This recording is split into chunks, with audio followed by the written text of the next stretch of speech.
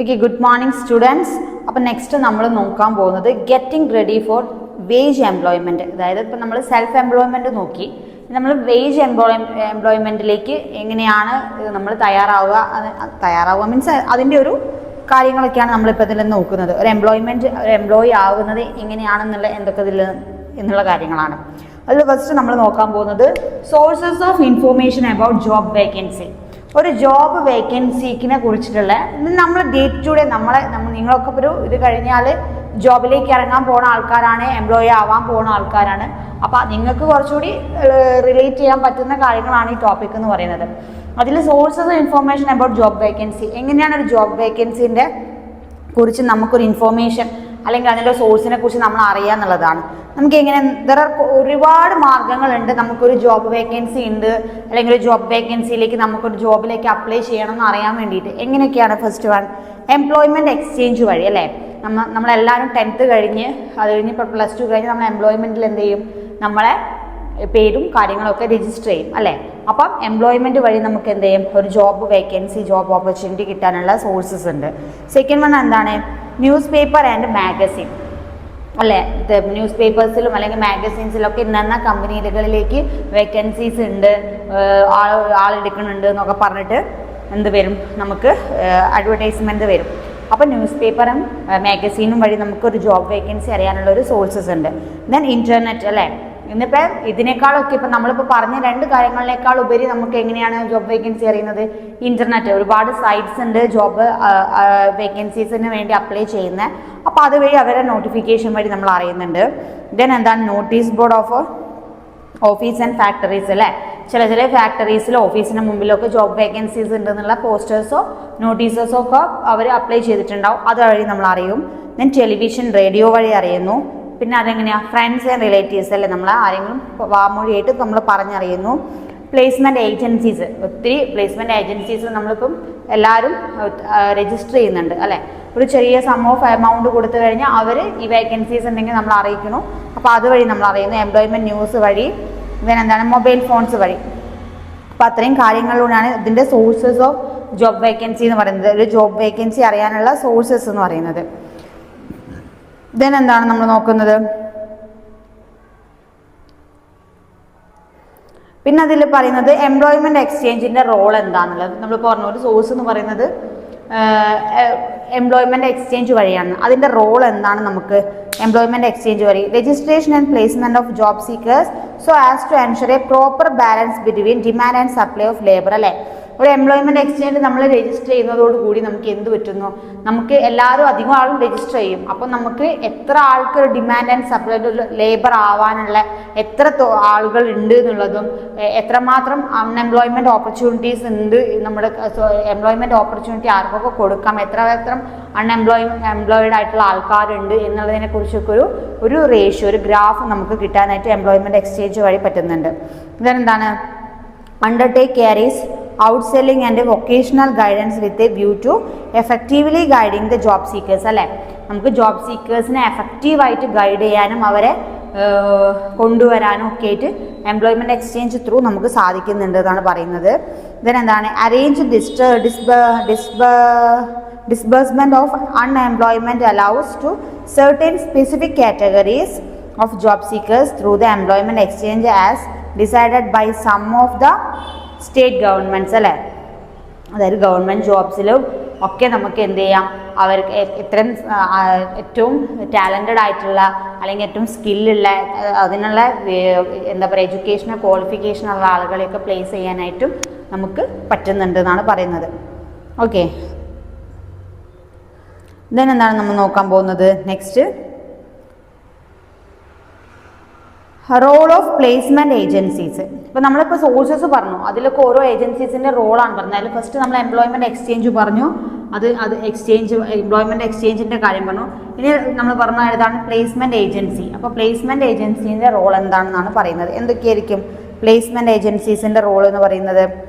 Placement agencies could be private employment agencies or management consultants അല്ലേ. ഈ placement agencies എന്ന് പറയുന്നത് പൊതുവെ എന്തായിരിക്കും? എംപ്ലോയ്മെൻറ്റ് എക്സ്ചേഞ്ചസ് പൊതുവെ ഗവൺമെൻറ്റിൻ്റെ കീഴിലുള്ള ഒരു ഗവൺമെൻറ് ഇതായിട്ടാണ് നമ്മൾ പറയുന്നത്. പക്ഷേ പ്ലേസ്മെൻറ്റ് ഏജൻസി എന്ന് പറയുന്നത് എപ്പോഴും എന്തായിരിക്കും? ഒരു പ്രൈവറ്റ് എംപ്ലോയ്മെൻറ്റ് ഏജൻസി ആയിരിക്കാം. അതേപോലെ തന്നെ എന്താ മാനേജ്മെൻറ്റ് കൺസൾട്ടൻ്റ് ആയിരിക്കും. Then private employment agencies bring together the employment and suitable candidate available for jobs അല്ലേ. അവരെന്താ ചെയ്യുന്നത്, ഈ പ്രൈവറ്റ് ഏജൻസീസ് എപ്പോഴും അവർ എന്താ ചെയ്യുന്നതെന്ന് വെച്ചാൽ ഏറ്റവും സ്യൂട്ടബിൾ ആയിട്ടുള്ള കാൻഡിഡേറ്റ്സ് ആരാണോ അവരെ ചൂസ് ചെയ്തിട്ട് ആ ജോബിന് അവൈലബിൾ, നമുക്ക് ഏത് ജോബാണ് ഇപ്പോൾ അവൈലബിൾ ആയിട്ടുള്ള, ഏത് വേക്കൻസി ആണോ അവൈലബിൾ ആയിട്ടുള്ളത് അതിലേക്ക് അവരെ പ്ലേസ് ചെയ്യുകയാണ് ചെയ്യുന്നത്. അതാണ് അതിൻ്റെ റോൾ എന്ന് പറയുന്നത്. എല്ലാ ഇപ്പോൾ നമ്മൾ പറഞ്ഞ സോഴ്സസ് ഓഫ് ജോബ് വേക്കൻസീസിലും ഈ കാര്യങ്ങളൊക്കെ തന്നെയാണ് ചെയ്യുന്നത്. പിന്നെ എന്താണ്, private agencies advertise the vacancies in the, എങ്ങനെയായിരിക്കും പ്രൈവറ്റ് ഏജൻസീസ് അവരെ വേക്കൻസീസ് അറിയിക്കുന്നത്? ന്യൂസ് പേപ്പേഴ്സ് വഴിയോ അല്ലെങ്കിൽ ഇൻ്റർനെറ്റ് വഴിയോ മൊബൈൽ ഫോൺസ് വഴിയൊക്കെ ആയിരിക്കും അവരെ ജോബ് ഓപ്പർച്യൂണിറ്റീസ് ഉണ്ട് എന്നുള്ളത് കാൻഡിഡേറ്റ്സിനെയൊക്കെ അറിയിക്കുന്നത്. ദെൻ എന്താണ്, റോൾ ഓഫ് അഡ്വർടൈസിങ് മീഡിയ. ഒരു അഡ്വർടൈസിങ് മീഡിയയ്ക്ക് എന്ത് റോളാണ് നമ്മളെ ഈ ജോബ് വേക്കൻസീസിലുള്ളത് അല്ലെ? എന്തൊക്കെ ഒത്തിരി റോളുണ്ട്. ഫസ്റ്റ് വൺ എന്താണ് അതിൽ വരുന്നത്, പ്രിന്റ് മീഡിയ. പ്രിന്റ് മീഡിയ എന്ന് പറയുന്നതാണ് നമ്മുടെ ന്യൂസ് പേപ്പേഴ്സ്, മാഗസീൻസ് എന്നൊക്കെ പറയുന്നത്. അതൊക്കെ ഒരു അഡ്വർടൈസിങ് മീഡിയാസ് ആണ്. അപ്പോൾ പ്രിന്റ് മീഡിയയിൽ നമുക്ക് ന്യൂസ് പേപ്പേഴ്സ് വഴിയോ മാഗസീൻസ് വഴിയോ ഒക്കെ നമുക്ക് കിട്ടുന്ന അഡ്വർടൈസ്മെന്റ്സ് അല്ലെങ്കിൽ ജോബ് വേക്കൻസീസ് അറിയാൻ പറ്റുന്ന നോട്ടിഫിക്കേഷൻസിനെയാണ് നമ്മൾ പ്രിന്റ് മീഡിയ പറയുന്നത്. പിന്നെ ഇലക്ട്രോണിക് മീഡിയ. ഇലക്ട്രോണിക് മീഡിയയിലാണ് എന്ത് വരുന്നത്, നമ്മൾ കമ്പ്യൂട്ടേഴ്സ്, ടെലിവിഷൻസ്, റേഡിയോസ്, ഇതിലൊക്കെ വരുന്ന നമുക്ക് കേൾക്കുന്നതും കാണുന്നതും ഒക്കെ ആയിട്ടുള്ള വേക്കൻസീസ് ആണ് ഇലക്ട്രോണിക് മീഡിയയിൽ ഉദ്ദേശിക്കുന്നത്. ദെൻ എന്താണ്, first one applying four A job. നമ്മളൊരു ജോബിനെ എങ്ങനെ അപ്ലൈ ചെയ്യും, ഇത്രയും നമ്മൾ പറഞ്ഞത് സോഴ്സസ് ആണ്. അതിലൊക്കെ അവരുടെ റോള് മെജോറിറ്റി എല്ലാവരുടെ റോളും സെയിം തന്നെയാണ്. നമുക്ക് മെയിനായിട്ട് അവരുടെ ലക്ഷ്യം എന്താണ്, സ്യൂട്ടബിൾ പേഴ്സണെ സ്യൂട്ടബിൾ ജോബിലേക്ക് ആ വേക്കൻസി വരുന്നതിനനുസരിച്ച് അവൈലബിൾ വേക്കൻസീസ് അനുസരിച്ച് അപ്ലൈ ചെയ്യുക എന്നുള്ളതാണ്. ഇനി നമ്മൾ നോക്കുന്നത് അപ്ലൈയിങ് ഫോർ ജോബ്. ഒരു ജോബിൽ നമ്മൾ എങ്ങനെ അപ്ലൈ ചെയ്യാന്നുള്ളത്, എങ്ങനെയായിരിക്കും ഒരു ജോബിൽ നമ്മൾ അപ്ലൈ ചെയ്യുക?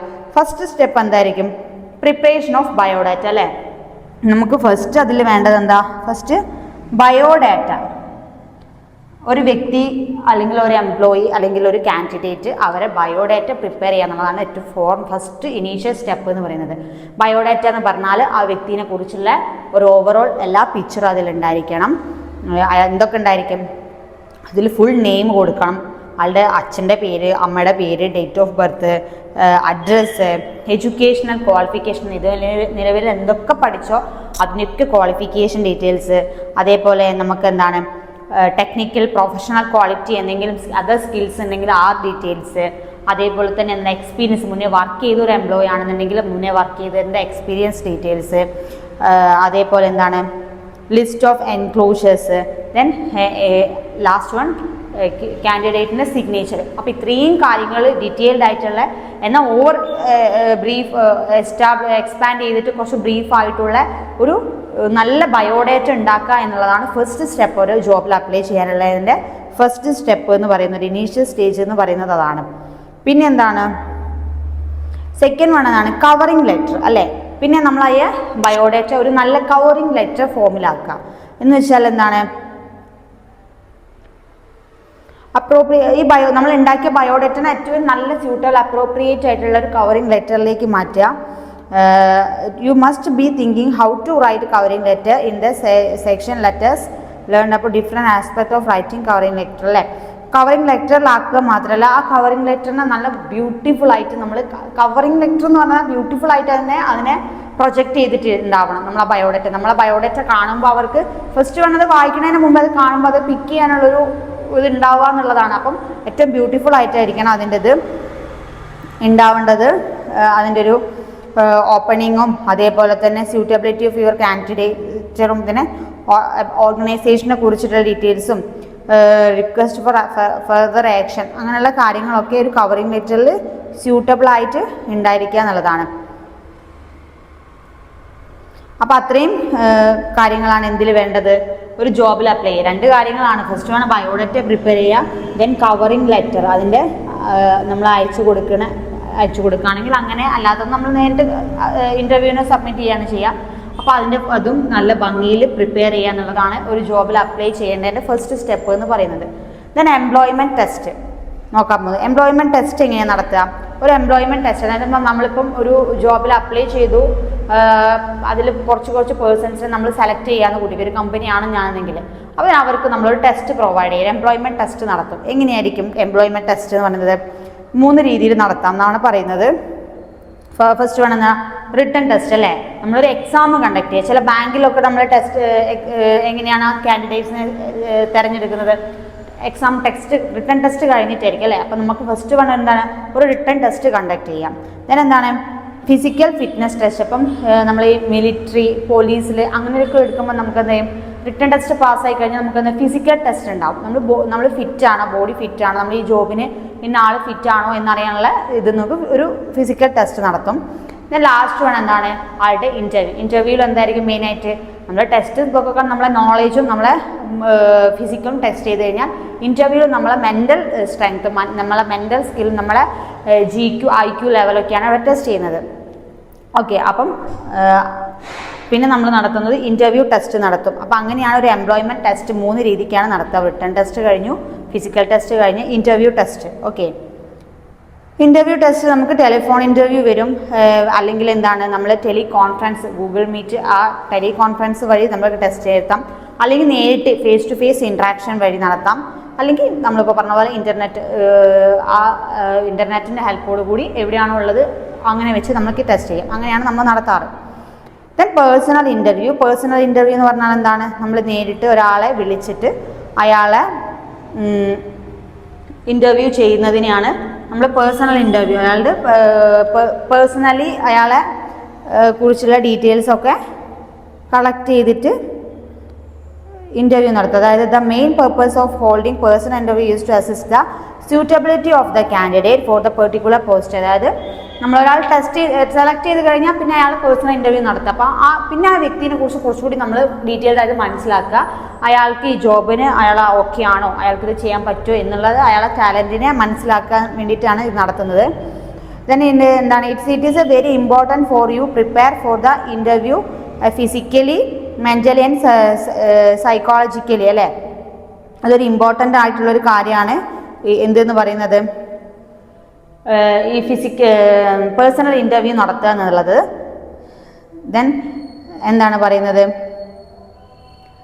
Preparing for the interview different സ്റ്റേജസിലാണ് നമ്മൾ 3 സ്റ്റേജസിലാണ് നമ്മൾ എന്ത് നടത്തുന്നത്, പേഴ്സണൽ ഇൻ്റർവ്യൂസ് നടത്തുന്നത്. ഇതിലൊക്കെയാണ് first one preparing for the ഇൻ്റർവ്യൂവിന് വേണ്ടി പ്രിപ്പയർ ചെയ്യുക. Then on the day of the ഇൻ്റർവ്യൂവിൻ്റെ ഡേയിൽ നടത്തുക. ദെൻ ആൻഡ് ഡ്യൂറിങ് ദ ഇൻ്റർവ്യൂവിൻ്റെ ടൈമിൽ നടത്തുക. ആ ഈ 3 സ്റ്റേജസ് ആയിട്ടായിരിക്കും നമ്മൾ ആ ഇൻ്റർവ്യൂ കണ്ടക്ട് ചെയ്യുക എന്നാണ് പറയുന്നത് അവർ.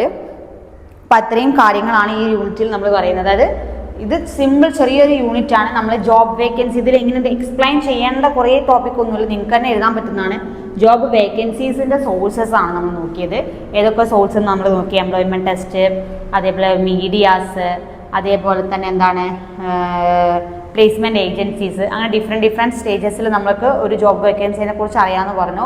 അതിലൊക്കെ അവരെ പ്ലേസ്മെൻറ്റ് ഏജൻസീസിൻ്റെ എംപ്ലോയ്മെൻറ്റ് എക്സ്ചേഞ്ചസിന് എന്തൊക്കെ റോൾസ് ഉണ്ട് നോക്കി. ഒരു ജോബിൽ നമ്മൾ എങ്ങനെ അപ്ലൈ ചെയ്യുന്ന സമയത്ത് നമുക്ക് മെയിനായിട്ട് 2 കാര്യങ്ങളേ ഉള്ളൂ.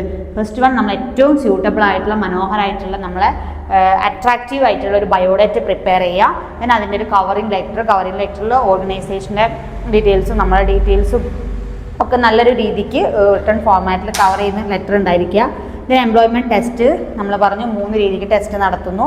ആ ടെസ്റ്റ് കാര്യങ്ങളൊക്കെ കഴിഞ്ഞിട്ടായിരിക്കും ഒരാൾ എന്തിൽ അപ്ലൈ ചെയ്യുന്ന ജോബിന് സെലക്ട് ചെയ്യുന്നത്. ദെൻ പേഴ്സണൽ ഇൻ്റർവ്യൂ കണ്ടക്ട് ചെയ്യുന്നു. പേഴ്സണൽ ഇൻ്റർവ്യൂ 3 സ്റ്റേജസ് നമ്മൾ നോക്കി. അപ്പോൾ ഇത്രയും കാര്യങ്ങളാണ് ഈ യൂണിറ്റിൽ